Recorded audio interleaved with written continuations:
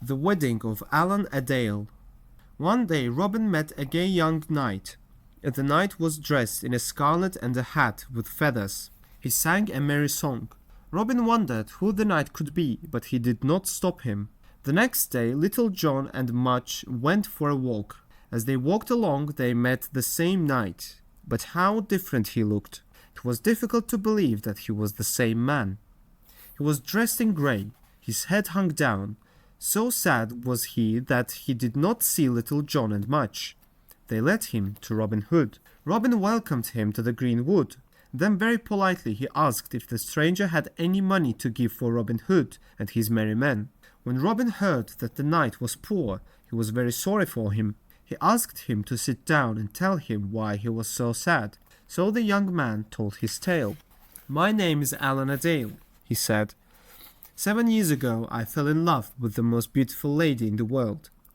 She loved me too and we were very happy, but her father was very angry. I was poor and we were too young to marry. He promised that in 7 years we should be married. The 7 years are over.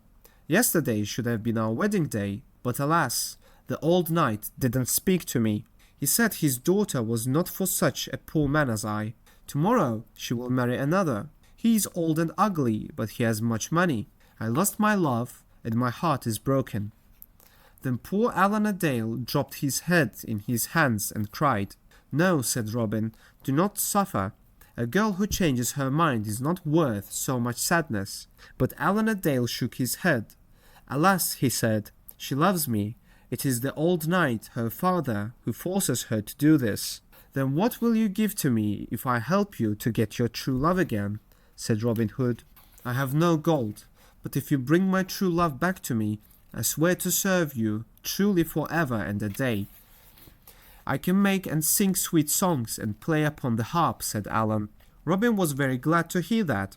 He said, "Tomorrow is your wedding day." He asked where the church where this wedding was to take place was. Allan told him it was to be at Dale Abbey. Very early next morning Robin Hood rose. He dressed like an old harper, took a harp, set off for Dale Abbey. He left orders with Little John to follow, with 24 good men in green. Also he was to bring with him Allan-A-Dale. Robin Hood arrived to the abbey. "What do you do here?" said the bishop. "I am a minstrel. There is to be a great wedding today. I came to see it. Afterwards I can make a song about it," replied Robin. "That is well," said the bishop. "I love the sound of the harp, and you can play some sweet music to us. I should like to see the bride and bridegroom first, before I play any music," replied Robin. He went into the church and sat down not far from the altar. Soon the guests began to arrive. Robin could hear what they said. "Poor girl," said one, "so young and pretty, and he is so old and ugly, and she loves someone else, I hear." "Yes, Allan-A-Dale." "What? The handsome young man who sings so beautifully? Then why does he not carry her off? Oh, he's too poor. Oh, pity." Robin was glad.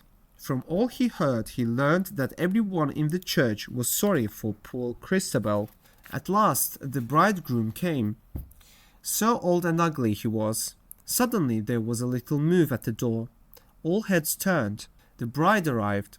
She was so beautiful. Her face was sad. The bishop opened his book to begin the service. At that moment Robin jumped and stood beside the bride. "Stop," he cried. "I do not like this wedding. The bridegroom is too old and ugly for such a lovely bride." "Who are you who disturb the peace of our holy service?" asked Bishop. "I am Robin Hood," replied he. When they heard that, everyone stopped screaming and wanted to see the wonderful man of whom they heard so much. "Now," said Robin, "let the lady choose of all these men which she will marry." The lady Christabel's face was pink. She saw that Allan-A-Dale was standing beside her. She put her hand into his. Allan kissed her hand tenderly. She was no longer like a lily, but a queen. "Now," said Robin, "we can have the wedding. Sir Bishop, do the duty." "No, I will not," said the bishop.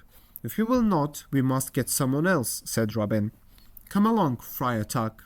So Friar Tuck put on the bishop's clothes and took his big book. He began the marriage service. "Who gives this girl to be married?" "That do I," said Robin. Christabel's father wanted to stop the wedding, but he could not. Two of Robin's men put their hands over his mouth, so he could not make a sound. The bishop and the old knight were so angry that they could not speak. Besides, they were both so old that they could do nothing. So Christabel and Allan-A-Dale were married. They went to live with Robin Hood in Sherwood Forest. The people talked much about this wedding. They said it was the prettiest and the merriest wedding, and to this day, if you go to the Derbyshire, you can still see the ruins of the great abbey.